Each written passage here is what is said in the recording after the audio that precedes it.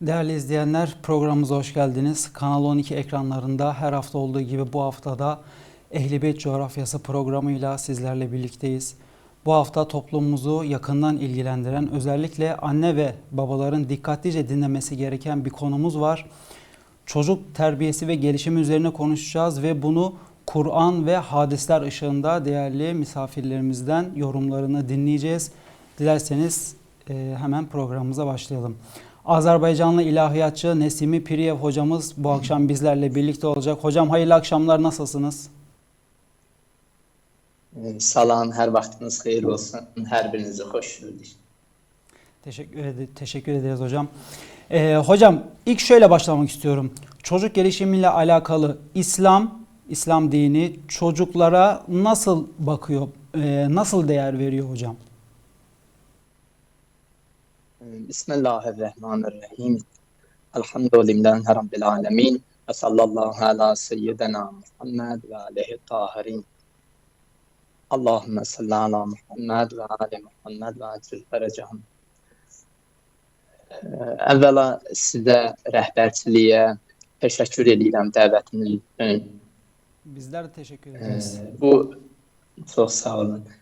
Bu önəmli və vacib, aktual olan bir mövzuda danışmaq, söhbət eləmək mənə lütf olundu. Allaha həmd olsun. Təbii ki, bu mövzu bir ictimai bir mövzudur və ictimai mövzular da Mütəal Allahın kitabında və hədislərdə çox həssas və ciddi məsələlərdən biridir. Evet. Çünki övladın tərbiyəsi bir ailədə, bir ailə ocağında, ata və ananın, belə deyək, əlinin altında formalaşır. Və Quran-ı Kərimdə əvvəla mən istəyərdim bir izdivacla bağlı, ailə ilə bağlı bir neçə ayəyə işarə edeyim. Evet. Ondan sonra övlad tərbiyəsi necə formalaşır ata-ananın vasitəsilə o məsələlərə toxunur. Evet, buyurun hocam. Baxın, Mütəal Allah Quran-ı Kərimdə buyurur ki, Əuzubillahimineşşeytanirracim. Səsim eşidilir? Efendim hocam?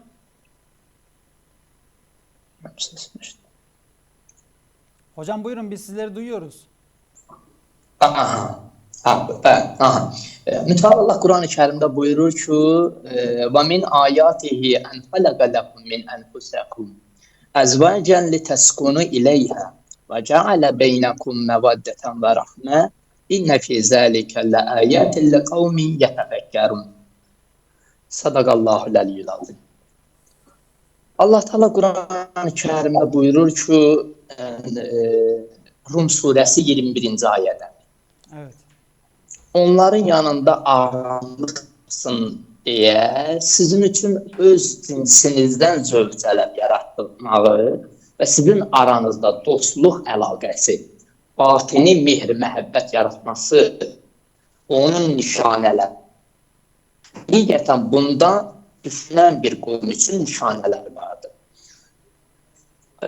Baxın, əziz izləyicilər, əziz möminlər, Quran-ı Kərimdə əvvəla Allah Teala birinci gündəmə gətirdiyi, aktuallaşdırdığı məsələ kişi və qadın münasibətidir. Yəni, ailədə kişi və qadın münasibəti. İctimai qanunlardan biridir ailədə kişi və qadın münasibəti. Ailə ictimai qanunların birincisidir. Ən birincisi ictimai qanunlardan. Birinci və kişi münasibətləri. Bu qanun Mütəal Allah tərəfindən ər və arvadla başlayır. Yəni Allah bir dənə qayda qanun qoyubdur. O qayda qanun ictimai qayda qanun. Bu bizim evdə, bizim öz yaşadığımız mühitdə bu ilahi qanun icra olunur. Kim tərəfindən? Kişi və qadın tərəfindən. Ağa və xanım tərəfindən. Evet. Bu qanun elə bir qanundur ki, sonra bu qanun artıq cəmiyyətə sirayət edir. Yəni, cəmiyyətin formalaşmağı kişi və qadının ailədə sərgilədiyi əxlaqdan irəli gəlir. Evet. Övlad əvvəlcə ailədə ata və ananın təlim tərbiyəsini alır. Evet. Necə? Yəni ata və ana evdə sərgilədiyi, yerinə yetirdiyi əməl və rəftar övladın ruhiyyəsində, zehnində iz qoyur.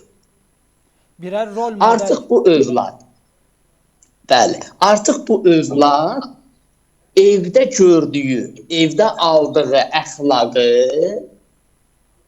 cəmiyyətdə artıq göstərir, nümayiş elətdirir. Evet, evet. Ona görə biz birinci, əgər istəyiriksə, övlad təlim tərbiyəsində geniş baxış bucağı əldə eləyək, gərək ata və ananın evdə sərgilədiyi əxlaqın meyarına baxaq, onların əxlaqi keyfiyyətlərinə baxaq. Yani anne ve Çünkü babanın evdeki davranışlarını mütləq. çocukları taklit ediyor. Doğru mu hocam? Bəli, bəli, bəli. Yəni əgər bir az diqqətlə baxsaq, görərik ki, ailələrin mədəniyyəti, ailələrin davranışı, ailələrin əxlaqı cəmiyyətə çevrilir. Evet. Nədən? Yenə ata və ana evdə göstərdiyi o təlim, tərbiyəni artıq övlad gətirir çöldə sərgiləyir. Ona görə birinci bizim diqqət mərkəzimizdə əgər o valideyn ki, o ata, ana ki, istəyir yaxşı övlad tərbiyə eləsin, mütləq şəkildə gərək özlərindən başlasın, evin içində. Evet. Evin içində elə bir əxlaq nümayiş elətdirsinlər ki, o övlad o əxlaqı artıq çöldə, bağçada və yaxud məktəbdə, universitetdə, mədrəsədə, hər yerdə nümayiş elətdirəcək. Yəni, birinci övladın təlim və tərbiyəsi evin içindən başlayır. Başlar. Evet. Evet. Doğru. Bəli. Və qərb yazıçılarından biri də gözəl bir kitab qələmə alıbdır. Kitabın adı budur ki, Ailəyə qarşı müharibə. Evet. Çox qəribə bir ad qoyubdur. Yəni, biz istəyiriksə cəmiyyətdə çaxnaşma, müharibə yaradar, o evdəki tərbiyə elədiyimiz övlad onu nümayiş elətdirəcək. Əgər istəyiriksə cəmiyyətdə mərhəmət, sevgi, qayğı, diqqət, canıyananlıq yaradar, o ata-ananın övlada verdiyi sevgi, mərhəmət, səxavət artıq cəmiyyətdə nümayiş elətdirəcək. Ona görə ailə ilə tanınır və tərcümə olunur övladın tərbiyəsi. Heç bir qurum ailə qurumunun yerinə yetirə bilməz. Yəni, ailənin qurduğu qurum heç bir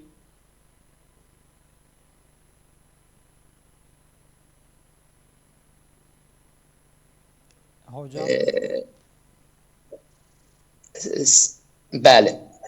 Həqiqətən diqqət eləyin əzizlər, cəmiyyətdə formalaşan ictimai qurum, əgər ailə qurumu isti və canlı olmasa, cəmiyyətə ötürülə bilməz.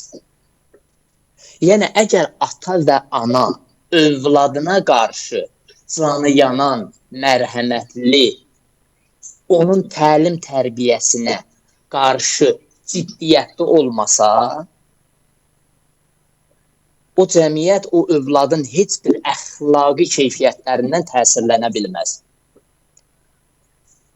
Və ona görə əgər ailə qurumu məhəbbət və duyğuya malik olarsa, övladlar insani şəkildə cəmiyyətə təhvil veriləcək.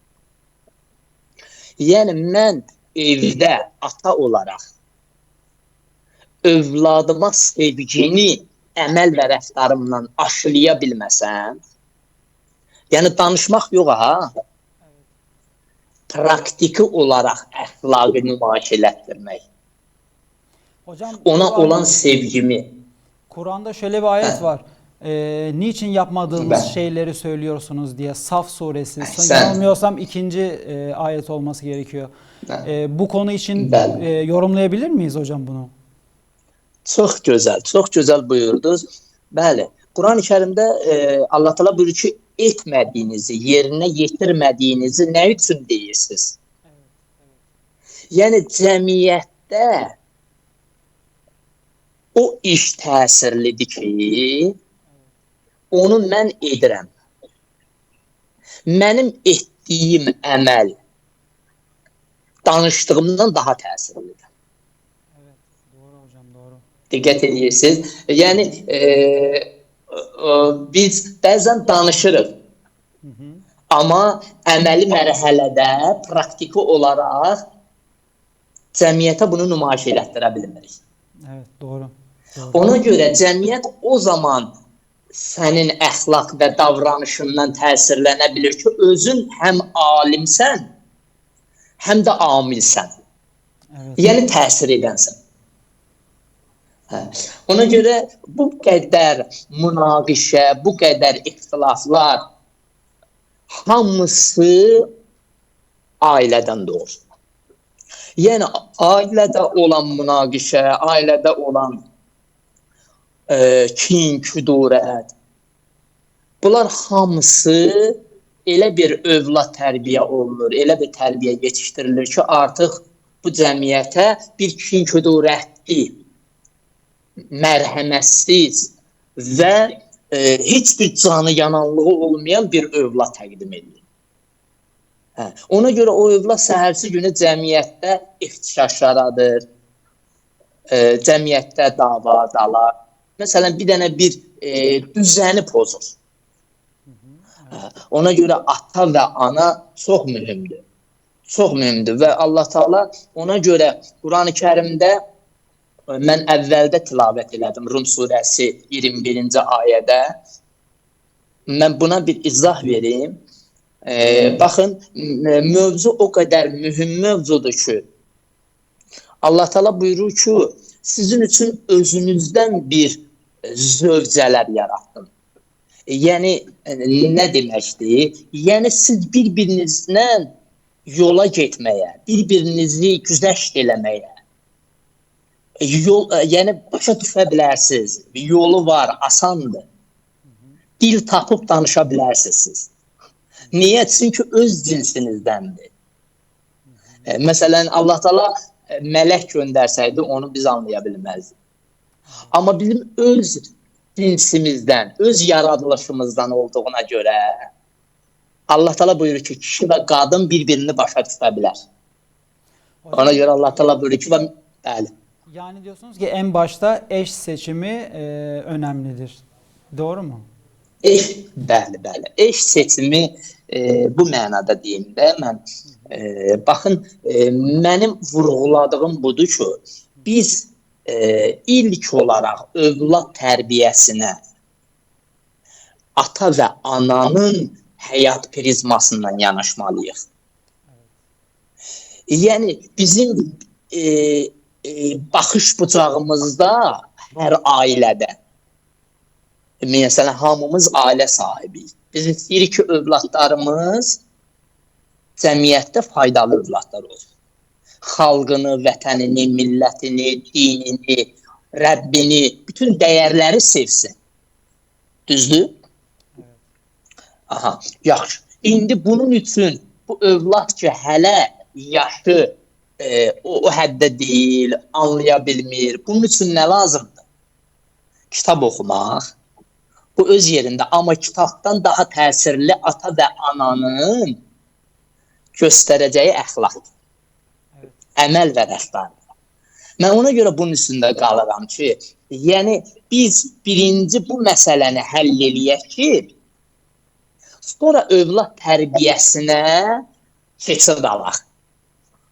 Yəni, çünki bundan başlayır. Müqəddimə olaraq övlad təlim tərbiyəsi budur. Və ona görə Allah Teala buyurur ki, sizin izdivacınız ailə qurmağının min ayatihi, onun nişanələrindəndir. Yəni, bu kiçik bir şey deyil. bu ailə qurmaq, övlad sahibi olmaq bir cəmiyyət formalaşdır. Və buradakı Allah Teala buyurur ki, ayədə litəskuni ileyha, onlarla rahatlıq tapasınız. Bu ayə elə övlad tərbiyəsində çox mühümdür. Niyə? Çünki Allah Teala buyurur ki, siz izdivac eləməyin, ailə qurmaqla aramlıq, rahatlıq tapacaqsınız. Yəni bir ailədə ki, aramlıq və rahatlıq var, o övlad stres və həyəcan, qorxu hiss eləməyəcək. Bugünkü günü övladların ən ciddi problemlərindən biri nədir? Onların tərbiyəsində. Evdə baş verən aramsızlıqlar, ata və ananın münaqişəsi, ata və ananın bir-birinə qarşı kini, küdurəti, dava dalaşı. Düzdür? İndi ailədə Allah Teala buyurur ki, kişi və qadının izdivacında biz neynədik? Litəskuni ileyha. Onların arasında aramlıq qərar verdik. Biz bu aramlığı öz ailəmizdə görməsək, yaşamasaq, övladımız yaxşı tərbiyə olmayacaq. Diqqət edirsiniz. Və ona görə bu məsələlər kök məsələlər. Yəni əsli məsələlər. Buna çox diqqət eləməliyik ki, əgər bu məsələni həll eləyə bilsək, artıq istirabın aradan getməsinə səbəb olacaq, qorxunun, həyəcanın. Yəni ailə ocağı rahatlıq və aramlıq yaratmaq üçündür. Ailə ocağında aramlıq və rahatlıq yaransa, o rahatlıq, aramlıq cəmiyyətdə övladın əxlaqi rəftarı ilə nümayiş olacaq. Diqqət eləyin, mən ayənin sonunda bunu da söyleyeyim. Allah Teala sonra bu ayədə 2 vədə verir. Yəni söz verir. Buyurur ki, və cəalə, mən qərar verəcəm. Beynəkum, sizin aranızda, yəni xanım və kişinin arasında, məvəddətən və rəhmət, yəni sevgi və mərhəmət qərar verəcəm sizin aranızda. Evet. Yəni əgər evliliyin əvvəlində bir az çətinlik və uğursuzluqlara səbr edə bilsək, dözə bilsək, bir az keçmədən Allahın nüsrətini, Allahın inayətini, köməyini dərhal görəcəyik. Çünki Allahın vədidir. Məvəddətən və rəhmət. Allah sizin aranızda məhəbbət və mərhəmət qoyar. Bu da sizin bir-birinizə dost və səmimi olmağınıza səbəb olacaq. Yəni, əgər bir-birinizi anlaya bilsəz, bir-birinizi başa düşə bilsəz, Allah sizin aranızda məvəddət və rəhmət yaradar. Mərhum Əllamə Təbətəbai çox gözəl bu məvəddət və rəhmətə izah gəlir. Buyurur ki, rəhmət və məvəddətin fərqi var. Bu çox mühümdür. Bu nüansa diqqət eləyin. Bir fərq var məvəddət və rəhmətdə. Amma bəzən buyurur ki, insan səni sevirəm, öz sevgisini, öz məhəbbətini dilə gətirmək, söyləmək, izhar eləmək. Buna deyirlər ki, artıq bu bir rəhmətdir. Yəni, ailədə kişi və qadın daha çox bunu eşitməyə ehtiyaclıdır. Səni sevirəm, səni çox istəyirəm deməsi rəhmət mənbəyidir. Siz təsəvvür eləyin ki, bir ailədə istər qız övladı olsun, istər oğlan övladı olsun, ata və ananın dilindən bu sevgini, bu məhəbbəti görsə, artıq o övladlar öz dostları, öz məktəbində, öz universitetlərində insanlarla sevgi ilə, məhəbbətlə rəftar eləyir. Biz bəzən bu sevgini, bu məhəbbəti çöldə dilənirik. Amma Mütəallah Allah buyurur ki, bu sevgi və məhəbbət evin içindədir. Yəni sizin ikinizin arasındadır. Buna o ki sevgini insan həyat yoldaşına iqrar eləyir, artıq bu rəhmətdir. Rəhmətdir. Amma Əllamə Təbai buyurur ki, məvəddət isə qəlbdə olan bir şeydir. Yəni insan qəlbində sevir. Çünki qəlb də çox mühümdür. Çünki qəlbdə o Həzrət Əlinin bir kəlamı var. Buyurur ki, qəlbdə olanlardan soruşun. Çünki qəlb rüşvət qəbul edəmir. Qəlbdə nə varsa səmimiyyətdir, ixlasdır. Düzdür? Evet. Amma o rəhmət ki, dildə izhar eləməlisən, söyləməlisən, bu onun qəlbində hərarət yaradır. Və övladlar da ona baxaraq ondan təsirlənir. Və rəvayətdə ona görə əziz Peyğəmbərimiz buyurur ki, qalur rəculu limərəti, əgər kişi həyat yoldaşına deyə, inni uhibbuk, mən səni çox istəyirəm, mən səni sevirəm, la yəzhəbu min qəlbihə əbədən. Bu söz onun heç vaxt qəlbindən çıxmaz. Evet. Bakın, yani onun qəlbində iz qoyar. Evet, yani mesela şöyle demeyelim. Bu söze...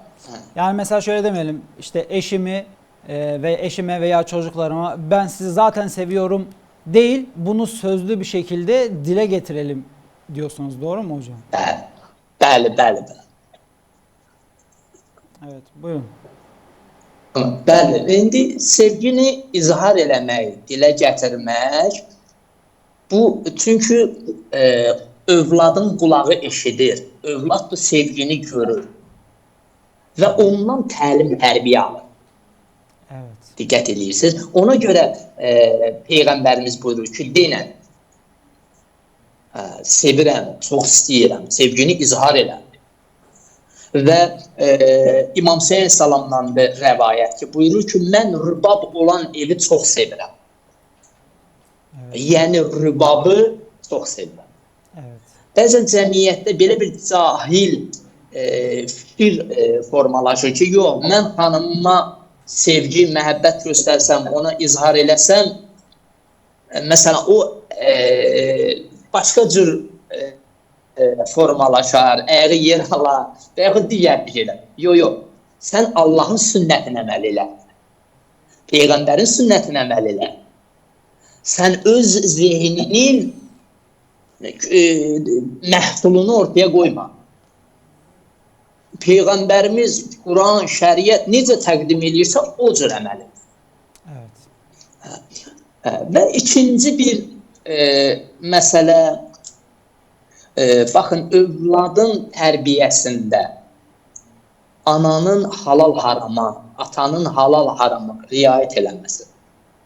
Baxın, hətta dinimiz, şəriətimiz, hədislər övladın ana bətninə nütfə düşən zamandan müəyyən qayda qanunlar qoyur. Evet. Müəyyən qayda qanunlar. Niyə? Çünki bunlar hamısı övladın ruhiyyəsində təsir qoyur. Evet hocam, mesela ata, bu konu çok önemli hocam. Çok güzel bir yere değindiniz. Bəli.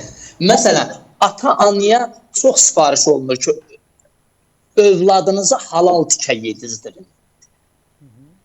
Ata-ana qulağını, dilini qeybətdən və yaxud da yalan danışmaqdan, müəyyən haramlardan qorusun. Niyə? Çünki özünü yaxşı tərbiyə eləməsə də övladı da qeybətə qulaq asacaq. yalan danışacaq. Və o övladın ki, nütfəsi haramdan formalaşır, o səhərsi günü onun əxlaqında natamamlığı göstərəcək. Ona görə hətta bizim böyük alimlər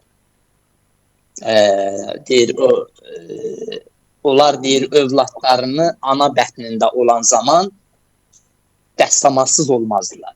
Daim dəstəmazda olardılar. Quran oxuyardılar. Peyğəmbərin müəyyən göstərişlərinə əməl eləyərdilər ki, hətta o övlad dünyaya gəlməyib ana bətnində bu şeylərlə qidalansın. Onun əxlaqına, ruhiyyəsinə təsir qoysun. Cafer-i Sadık'tan da şöyle bir hadis var. Çocukların kalbi boş toprak gibidir. Ne ekersen, ne ekilirse toprak onu kabul eder. Bəli, bəli. Ona görə bu mövzu çox mühüm mövzudur.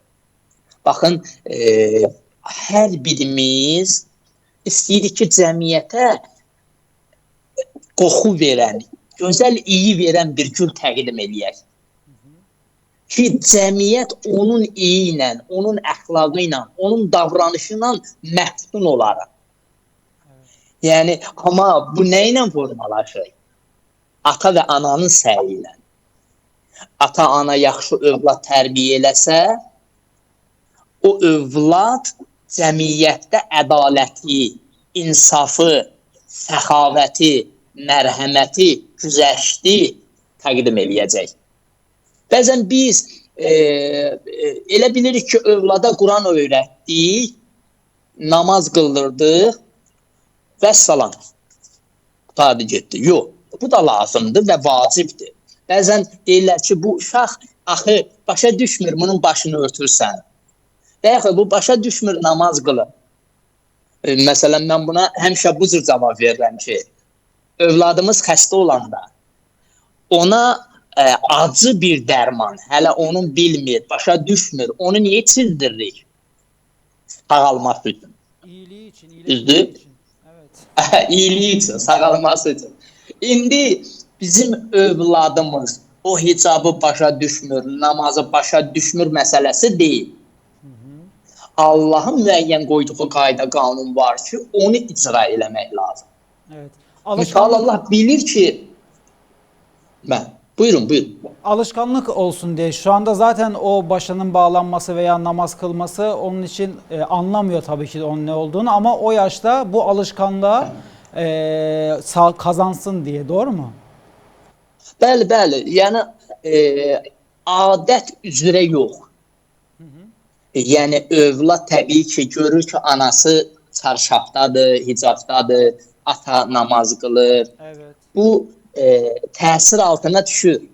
Ailədə o gördüyü şeylərdən təsir altına düşür. Hicabı sevir, namazı sevir. Bu gözəldir. Evet. Amma o yaş yetkinlik həddinə gəlib çatdıqca bəzən mərhələ, etap o məsələləri övlada aşılamaq lazım. Evet. Məsələn, misallarla onun dərki qədər, yəni onun başa düşəcəyi qədər. Evet hocam, mesela yani küçük yaşta eğer onun anlayamayacağı şekilde açıklamalarda bulunursak bu konular hakkında, çocuklar tabii ki de anlamaz.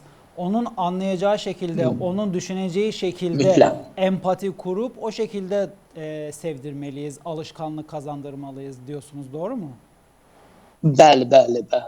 Yəni övladın o başa düşəcəyi şekilde qədər ona başa salmaq lazımdır. Evet. Yəni dinimiz hər hansısa bir işi vacib edibsə, o işin əhəmiyyətini də anlatmağı başa salır. Evet. Amma bu anlatmaq, başa salmaq qarşındakı insanların yaşına göre. Uyğun olaraqdır. Evet. Doğru hocam. Mənim vaxtım olsa bir ayədə danışıb izah edeyim.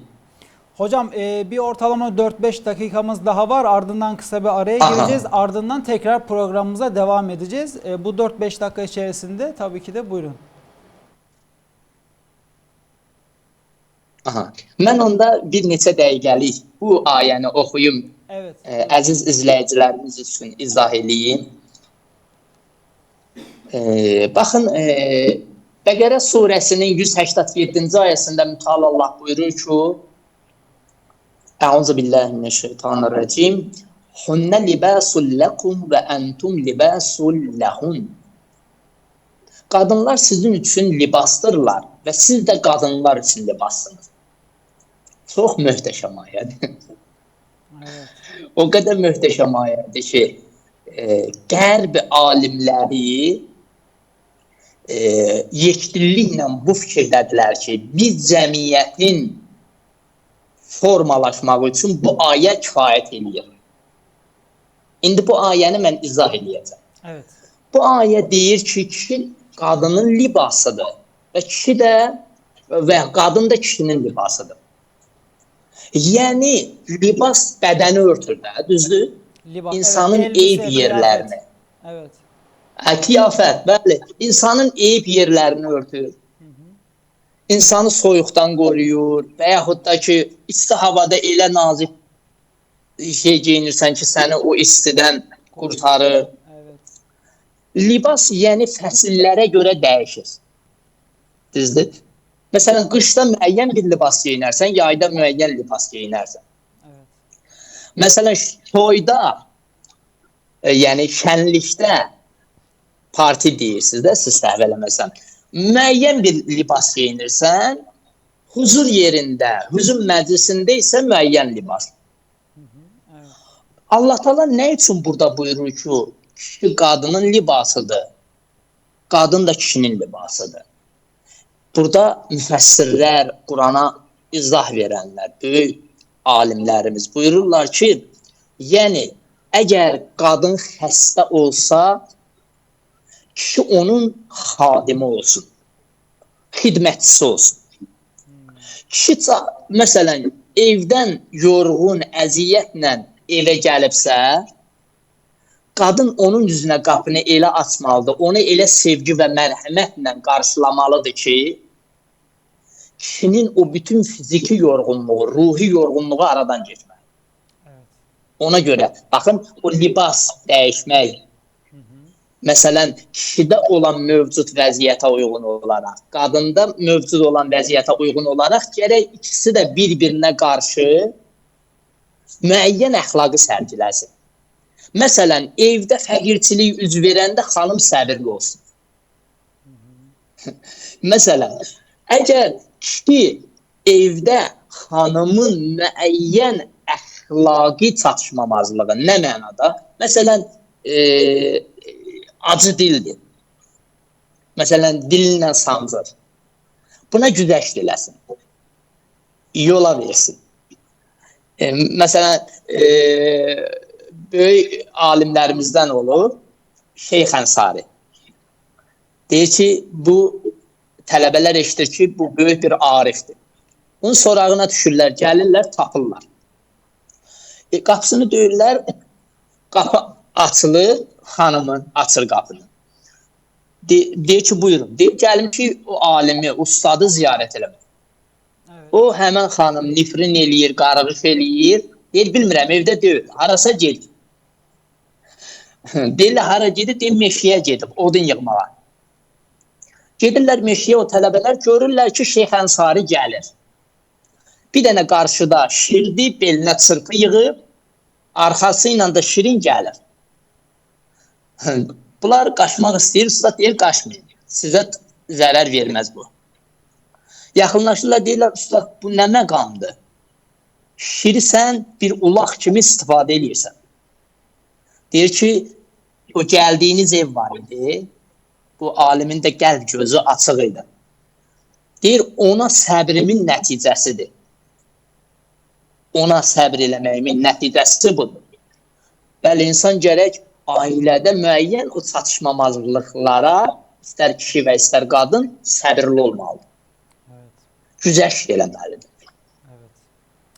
Evet hocam, ağzınıza sağlık. Çok teşekkür ediyorum. Kısa bir aramız olacak. Çok sağ olun. Ardından programımıza devam edeceğiz müsaadenizle. Buyurun. Evet değerli izleyenler, kısa bir aranın ardından programımız devam edecek. Bizden ayrılmayın.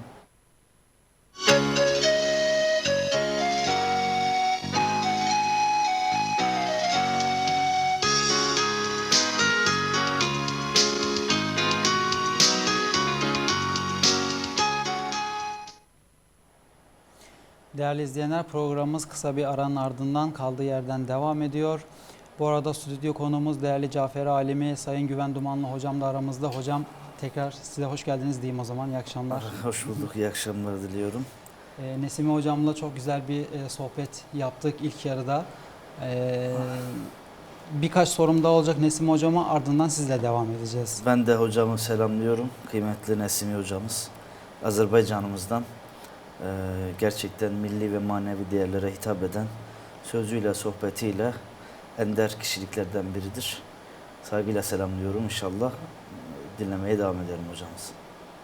Evet Nesime hocam, duyuyor musunuz? Bəli, bəli, bəli, bəli. Evet, tekrar merhaba diyeyim hocam, tekrar hoş geldiniz. Azerbaycan ilahiyatçılarından Nesimi Piriyev hocamız bizlerle birlikte. İlk yarıda çok güzel konulara değindik. Toplumun dediğim gibi her kesimini ilgilendiren, özellikle anne ve babanın sorumlulukları açısından güzel ve önemli noktalara değindiler. Ağzınıza sağlık hocam, tekrar teşekkür ederim.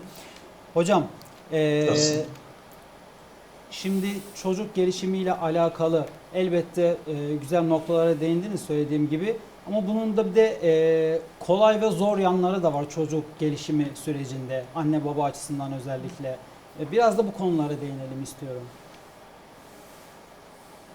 Mən hocamızı, dəyərli Əhl-i Beyt alimimizi salamlayıram.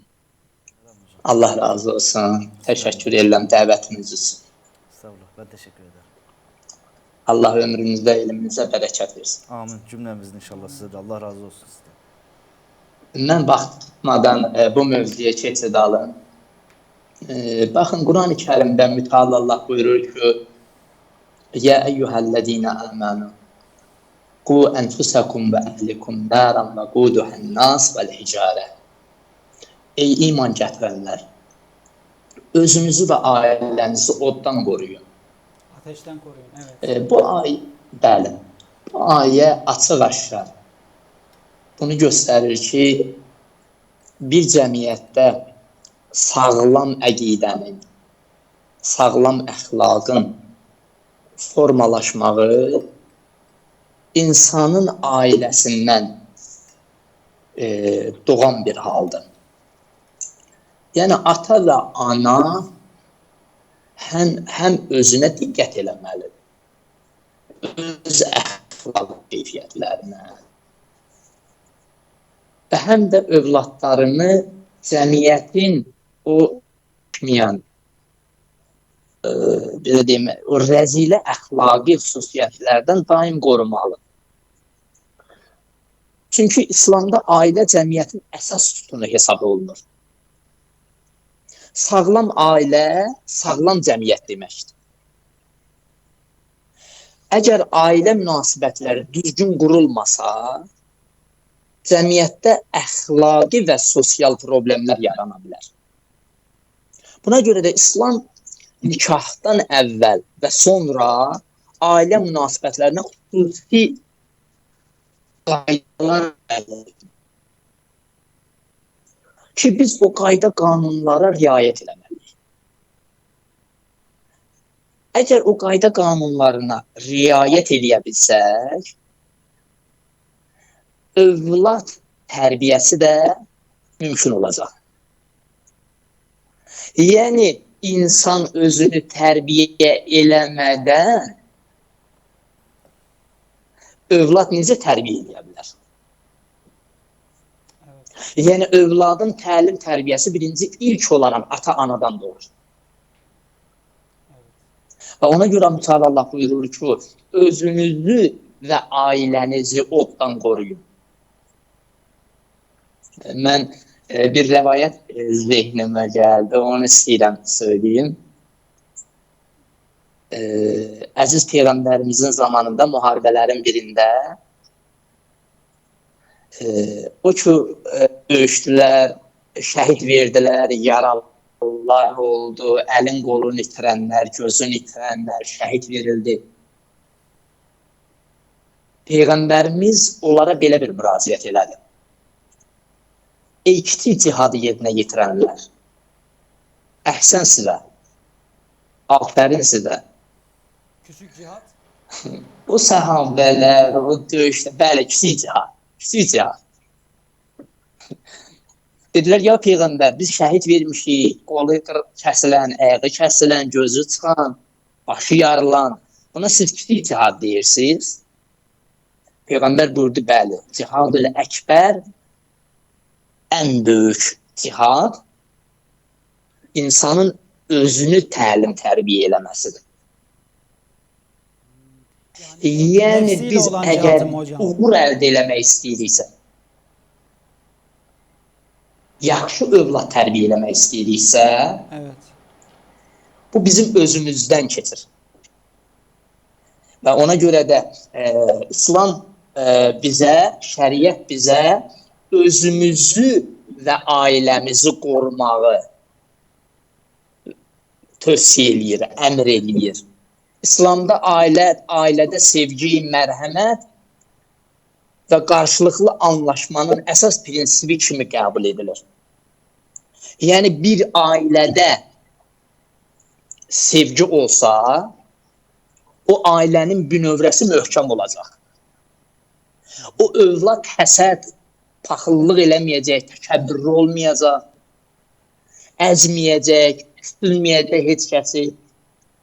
Niyə? Çünki evdə təvazükar ata və ananın aldığı təlim tərbiyəsindən doğru bu əxlaq.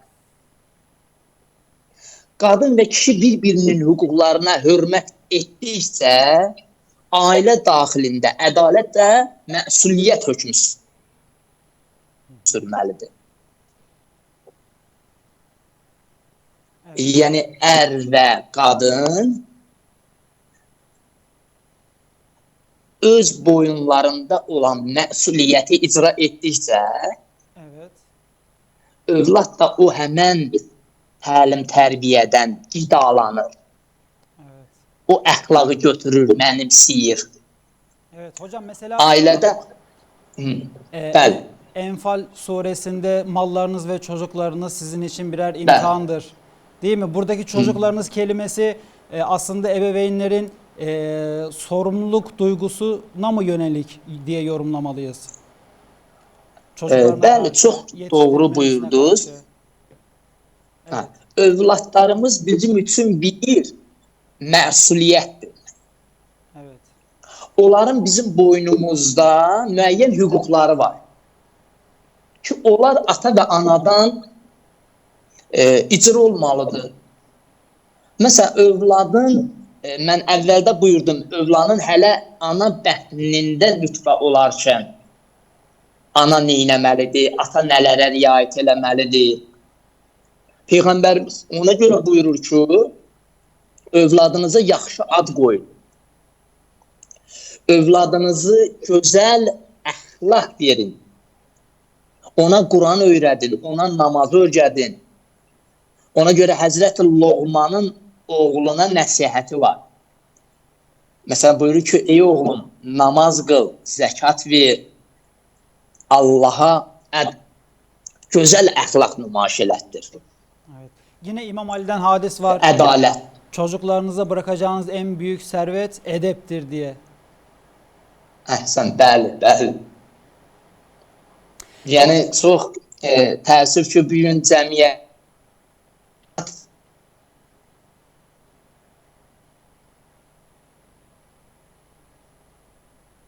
Hocam duyuyor musunuz?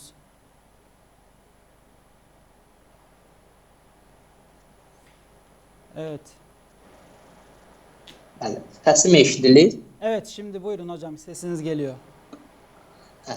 Və mən sonda istəyərdim bunu vurğulayım ki, Quranda və hədislərdə övladın tərbiyəsi ilə bağlı, övladın əxlaqı ilə bağlı çox təkidlə sifarişlər var.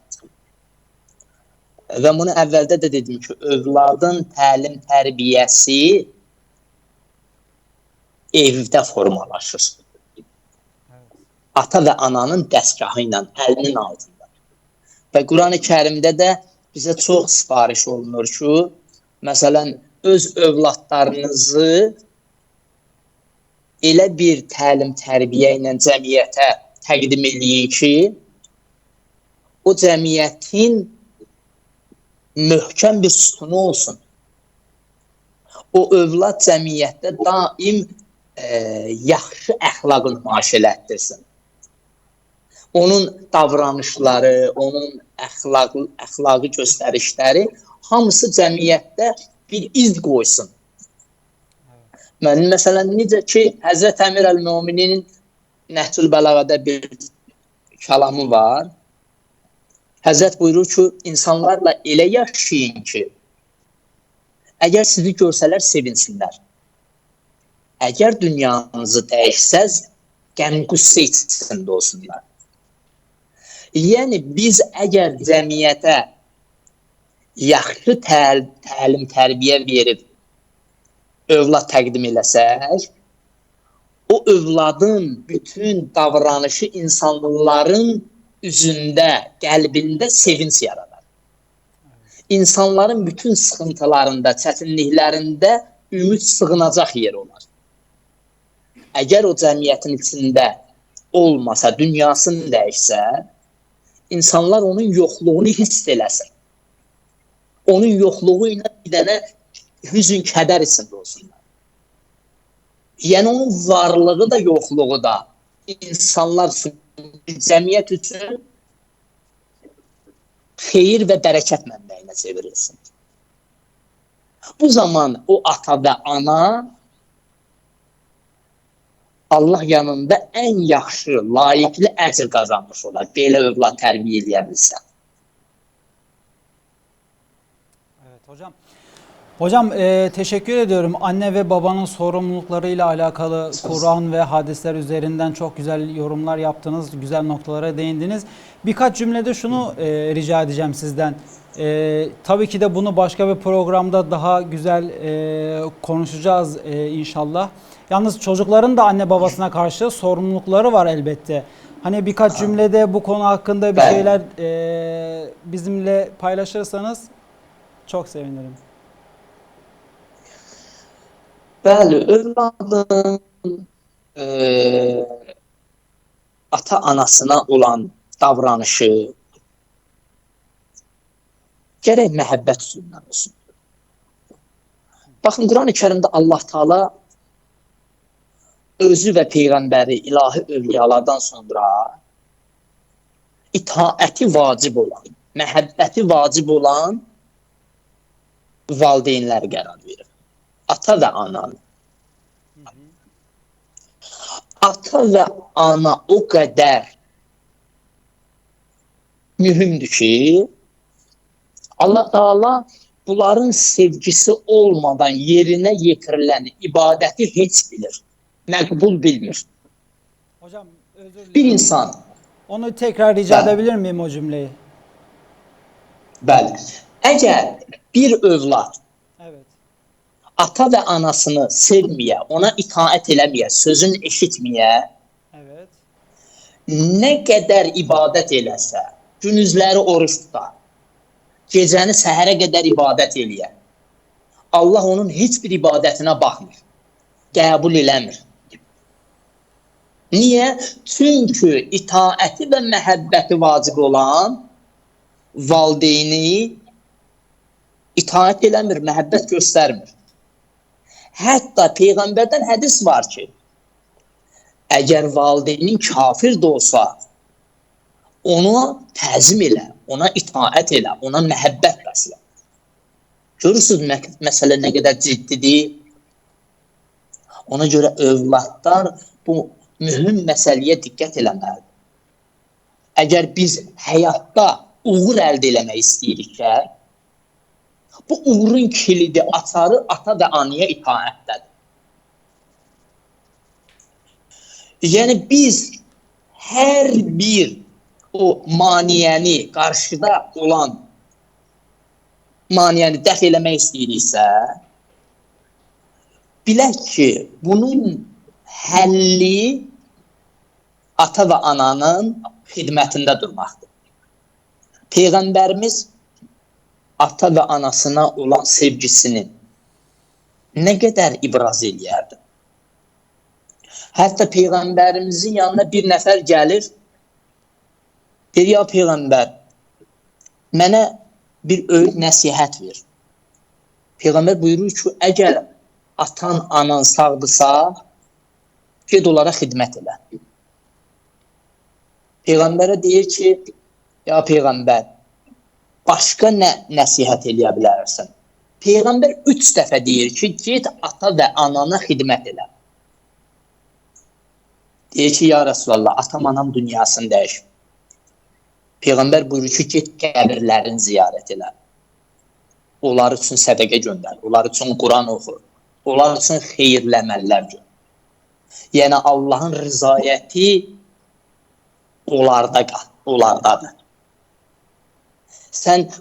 Bəzən biz evimizin içində Allaha yaxınlaşmaq üçün ən möhkəm vasitələr var, amma biz onu çöldə axtarıq. Yəni, çöldə olan diqqət, sevgi, qayğı evin içində ata və anamıza yoxdur.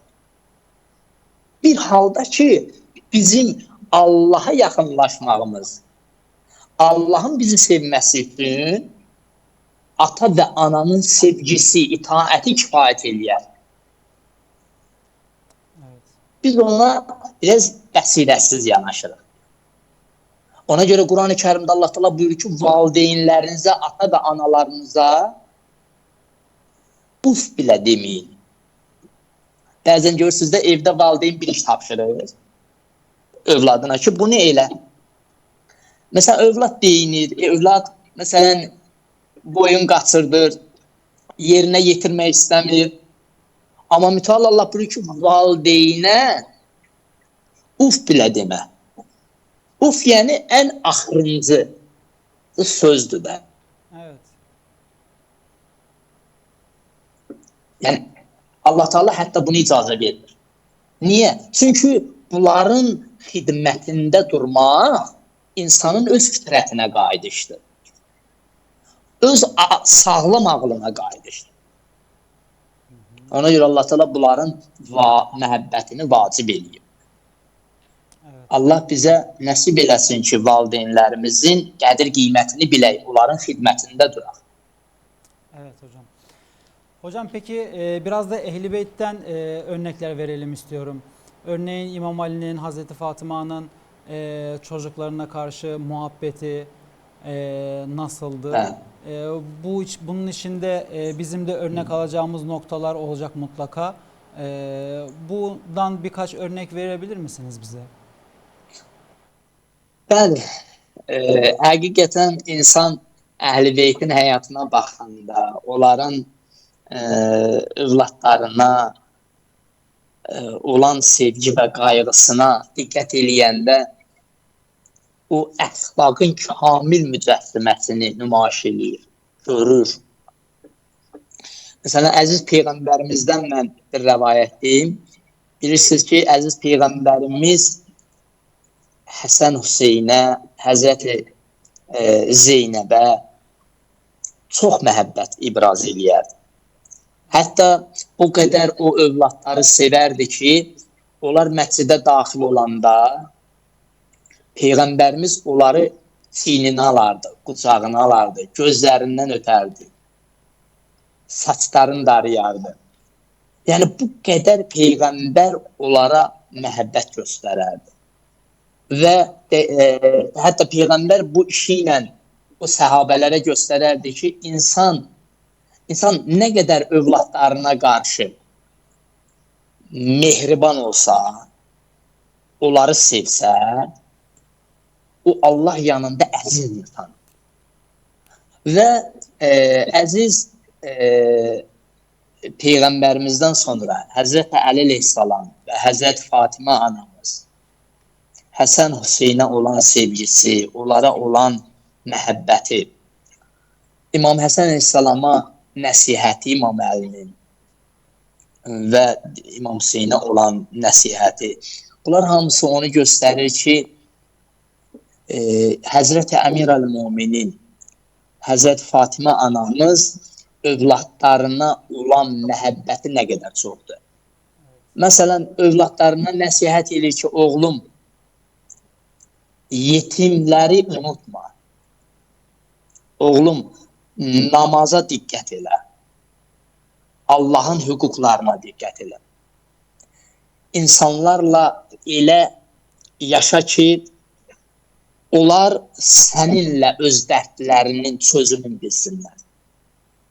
Yəni, daim insanların dərdinin, probleminin şərik ol. Yəni, Həzrəti Əli əleyhissalamın, Həzrəti Fatimə anamızın o tərbiyə elədiyi Həsəni və Hüseyni, Zeynəbi, bu günlərin biz onları iftixarla, izzətlə yad eləyirik. Onların həyatını, onların yerinə yetirdiyi əməl və rəftarları öz həyatımızda tətbiq eləyirik. Bu da böyük bir nemətdir bizim üçün. Ki biz öz övladlarımızı onların həyat proqramı ilə, onların həyatından götürüb öz övladımıza, öz ailəmizdə tətbiq edirik. Evet hocam. Değerli hocam, bu akşam sizi yorduk biraz. Hakkınızı helal edin. Kusura Hoş. bakmayın. Ama bize de hak verin ki sizin gibi değerli üstadlarımız var, bilgili üstadlarımız var. İstifade ediyoruz sizden. Allah sağlık, bereketli uzun ömür versin size hocam. Çox sağ olun. Mən təşəkkür edirəm dəvətinizə görə. Evet, biz teşekkür Mən elə bilirəm hocamız danışacaq, düzdür? Evet hocamız birkaç sorumuz Mən var. çünki hocanı gözləyirəm. Estağfurullah. Evet, siz de lütfen ayrılmayın hocam. Yox, mən ayrılmaram, hocanı gözləyirəm. Evet, evet. Evet Güven hocam. Değerli Nesmi hocamla çok güzel, detaylı, anlaşılır şekilde tam ihtiyacımız olan noktalara değindik. Sizden de çocuk gelişimiyle alakalı ebeveynlerin görevlerinden bahsettik. Biraz çocukların ebeveynlerine olan sorumluluklarından bahsettik. Sizden de bu çocuk gelişimi hakkında İslamiyet'in, Kur'an'ın ve Ehl-i Beyt'in bakış açısıyla birkaç cümleler alalım. Programımız yavaş yavaş sonuna yaklaşıyoruz zaten. Daha sonra kapanış yapalım. Tamam inşallah. Bismillahirrahmanirrahim. Allahümme salli ala Muhammed ve ala Muhammed. Hocama tekrar çok teşekkür ediyorum ben. İstifade ettik. Ben programın ilk bölümünde yoktum. Orayı izleyemedim de. Ama diğer bölümleri ki dinledim. Allah razı olsun. Kendisinin ilminden istifade ediyoruz. Allah var etsin. İlmine bereket versin inşallah. Kendisini bu Türk milletine çok görmesin inşallah. Türkiye'de ve Azerbaycan'da böyle güzel, ahlaklı, edepli, terbiyeli alimlerimiz var. Allah sayılarını çoğalsın, sayılarını eksik etmesin inşallah. Amin. Bilmiyorum, hocama saygısızlık olmazsa eğer, ben ilk bölümde belki de kendisi de değinmiştir ama Lokman suresinde 13. ve 19. ayetlerde Siz de buyurun hocam. Evet. hocam da değinmiş miydi? Evet. Ya biraz atıfta bulunmuştu. Hocam kusura bakma o zaman, biraz oraya değineyim. Buyur. Herhalde bu siz de takdir edersiniz hocam. Kıymetli dinleyenlerimiz, izleyenlerimiz de bilecektir zaten. Kur'an ehlidir herkes. Bir anne baba evladına nasıl nasihat etmesi gerektiğini yine yüce kitabımız Kur'an-ı Kerim'den öğrenebilir. Lokman suresindeki 13 ve 19. ayetler. 13'ten 19'a kadar olan ayetlerde evladına neleri öğütlediğini, neleri sakındırdığından bahsetmiştir. İşte ilk başta şirk koşmaması, bunu öğütlüyor evladına ki şirk büyük bir zulümdür, bir karanlıktır. Hiçbir zaman Allah'a şirk koşma. Başka şeyleri ona, bilip bilmediğin şeyleri de ona ortak etme. Bu şirk sadece tapınma anlamında mıdır? Belki sadece o anlamda olmayabilir. Bazen biz ki la ilahe illallah diyoruz, Muhammed Resulullah diyoruz. farkında olmadan bazen bir şeylere öyle bağlanıyoruz ve öyle ona kendimizi adıyoruz ki farkında olmadan şirke düşebiliyoruz bazen. Yani mesela bir işiniz var, çözülmesi gereken, maddi veya manevi. Birine ya artık başka gideceğim kimse yok. Yerde gökte aradım, senden başka bu işi kimse çözmez. Ya bu yanlış bir sözdür aslında. Ben demiyorum. Burada kimseyi tekfir etmiyorum. Bunu söyledin, müşrik oldun demiyorum. Yanlış anlaşılmasın. Buna da karşıyız. Zaten her la ilahe illallah diyen, Muhammed Resulullah diyen Müslümandır. Buna söz şüphe yok. Ama inancımızla alakalı, tevhid inancımızla alakalı, yani Allah'ın tek ve bir olduğuyla alakalı ve tek büyük, en büyük olduğuyla alakalı inancımızı yaralayabiliriz bu gibi şeylerle. Nasıl insan oruç tutarken, evet su içerse, yemek yerse orucu bozuluyor. Ama bazı şeyler de var ki insanın orucunu bozmaz ama orucuna zarar verir, orucunu yaralar, orucunun sevabını azaltır. Bizim muvahhidliğimiz de, yani tevhid inancımız, Müslümanlığımız da bazen bilmeden bazı şeyleri aslında sanki Allah'ın elinde değil de yeryüzündeki falan kişinin elindeymiş gibi davranarak tevhid inancımızı yaralayabiliyoruz. Tevhid inancımızda sorunlar çıkarabiliyoruz. Buna dikkat etmek gerekir. Çocuklarımızı da bunu öğütlememiz gerekir. Kıymetli velilerimiz lütfen dikkat buyursunlar. Çocuklarınızı eğitirken öyle eğitin ki Allah'tan başka, Allah'tan büyük bir güç yoktur. Kimsenin önünde eğilmesin sizin çocuğunuz. Siz eğer çocuğunuzun gördüğü bir yerde, çocuğunuzun sizi izlediğini bildiğiniz bir yerde, ki çocuklar anne babasını taklit ederler, onlardan öğrenirler. Yani sen neysen çocuğun da o olacaktır. Büyük oranda bu böyledir. Büyük oranda diyorum. İstisnalar var. Sen eğer yok ben Allah'ın kuluyum dersen, başka kimsenin kulu kölesi olmazsan senin çocuğun da öyle olacaktır. Sen başkalarına eğer bazı menfaatler için önünde eğilip kul köle olursan çocuğun da bu terbiyeyle yetişir. O da bir kere en başta tevhid inancında sorun olur bu çocuğun. Mutlak güç Allah'a aittir. Bunu bilmeliyiz. Bu demek değil ki ben Allah'tan başka kimseyi tanımam. Haşa kimseyi de takmam. Ben sadece Allah'a inanırım. Hiç büyük, küçük. Hayır bu o demek değil. Tabii ki insan büyüğünü, küçüğünü bilecek. Tabii ki saygın bir kişiyi bilecek. Tabii ki mesela bir ilim dalında üstün bir insanı veya çalıştığı işindeki müdürünü, şefini, hiyerarşi patronunu çünkü orada söz onu konusu. bileceksin. Bu o demek değil.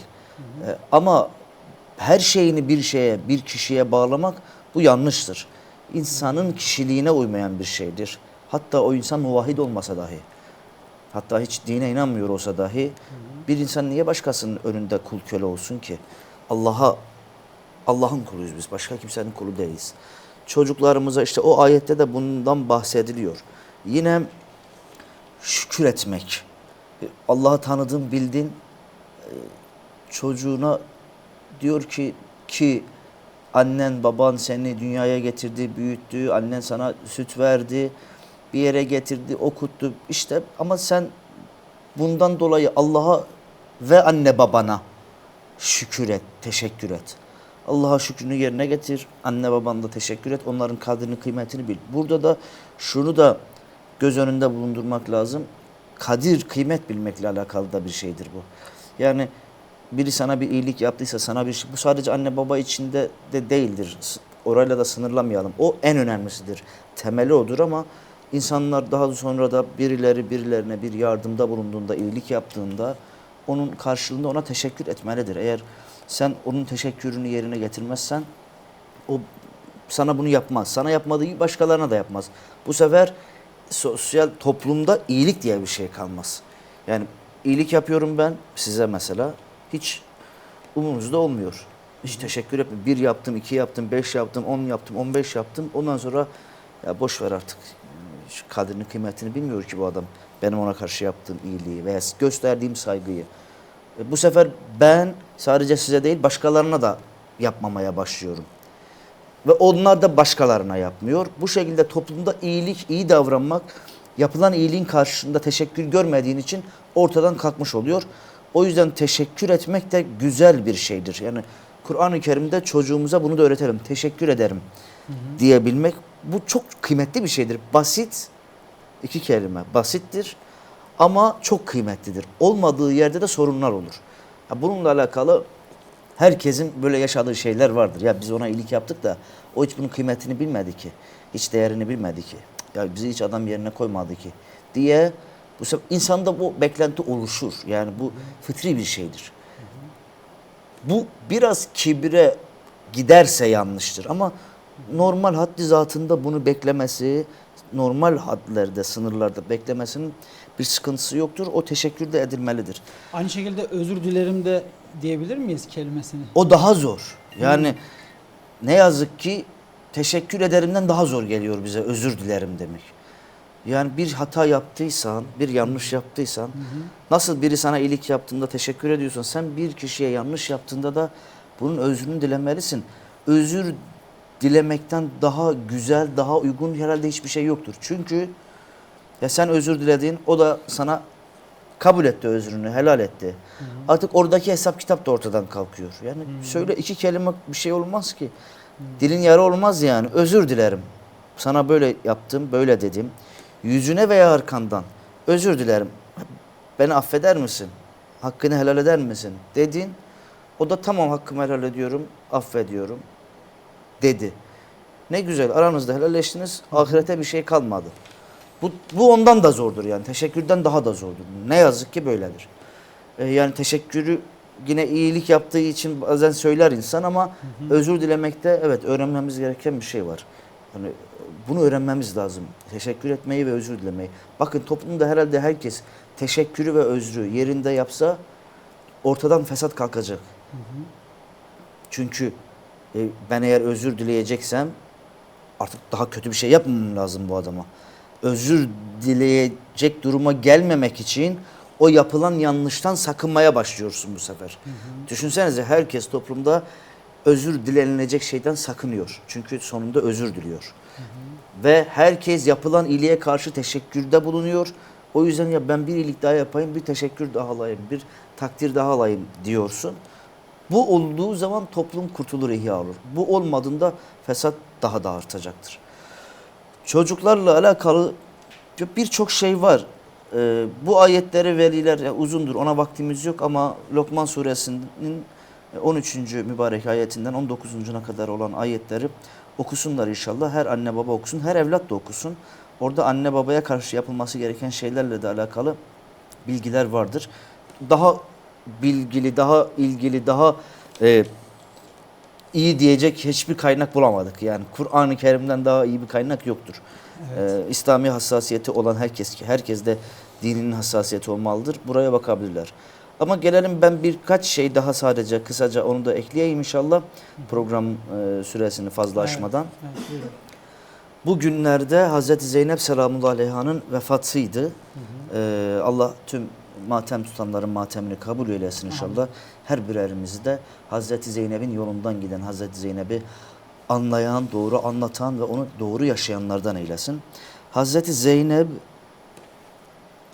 ismi açısından bu herkesin hemen hemen bildiği şeydi. Zeynep babasının zineti. Evet. Gerçekten de böyledir. Hazreti Zeynep babasına, anasına, kardeşlerine zinet olmuştur. İsminin koyulması meselesini de biliyor herkes. Hazreti Hasan ve Hazreti Hüseyin'de de olduğu gibi Hazreti Zeynep'te de Resul-i Ekrem'e getirdiler isim vermesi için. O da ben de Allah'tan öne geçmem dedi ve Cebrail vesilesiyle o isimlerin konulduğu birçok İslam kaynaklarında geçmektedir. Bu da çok olağandır, çok normal bir şeydir. Ebu Süfyan oğlu Muaviye'nin adını nasıl koyduğunu izleyenler internette küçük bir araştırma yaparak bulabilirler yani. Emeviler öyle buluyorlardı çocuklarının isimleri ama Resul-i Ekrem'in hanedanının çocuklarının isimlerinde pek tabi Cebrail vesilesiyle gelecekti o isimler. Bu çok doğal bir şeydir. Hatemül Enbiya'dır Resul-i Ekrem sallallahu aleyhi ve aleyh. onun evlatlarının isminin Allah tarafından konulmasından daha doğal bir şey yoktur. Bu konuyla alakalı kimsede şüphe olmamalı, şüphe oluşmamalı. Sorgulayabilirsiniz ama gereksiz şüphe insanı birçok şeyden soğutur.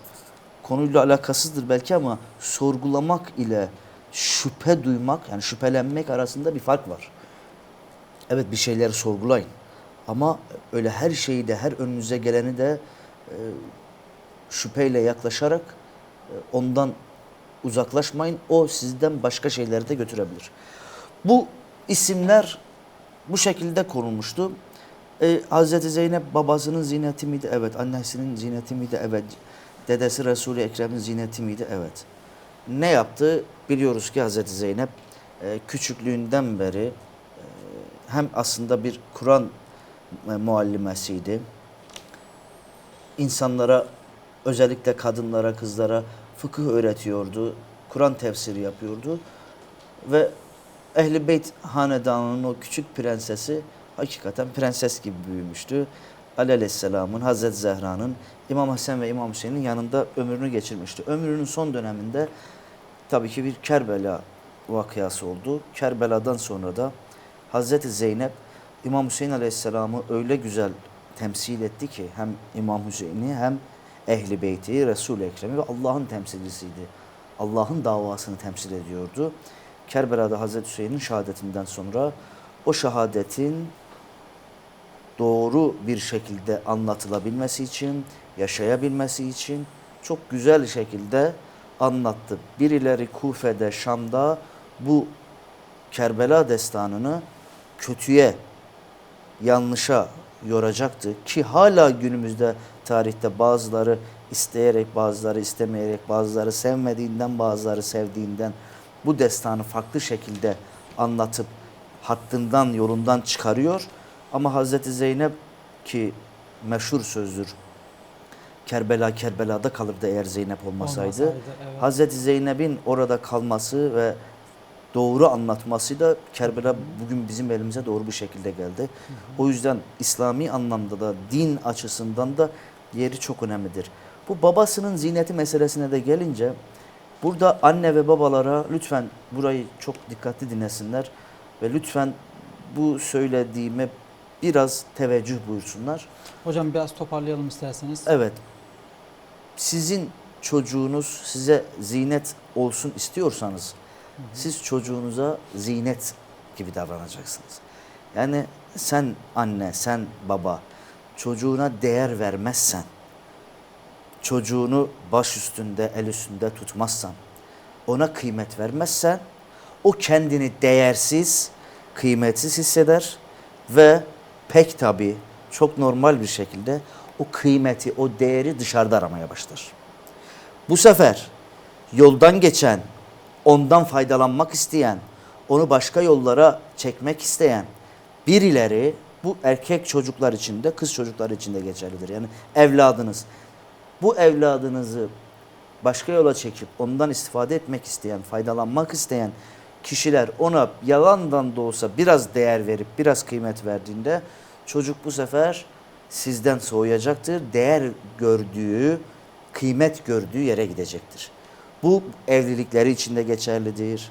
Sosyal hayatları içinde, arkadaş ortamı içinde bu geçerlidir. Sen çocuğuna yüzüne çemkirirsen, kızıp bağırıp azarlayıp sürekli yerli yersiz onu azarlayıp ona kızıp onu döversen o da dışarıda erkek çocuklar için hadi aslanım deyip koluna giren birisi onun yarın eline başka bir şey verip çünkü değer veriyor ya güya aslanım diyerek. Onu başka bir şeye yönlendirebilir.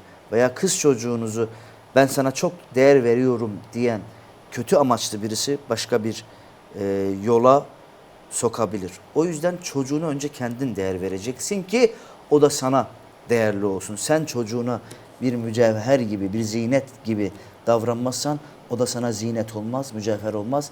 Daha da zillet olabilir. O yüzden eğer çocuğunuzun Zeynep olmasını istiyorsanız, çocuğunuzun Hasan ve Hüseyin gibi olmasını istiyorsanız sizler de Ali ve Fatıma gibi çocuklarınıza davranın.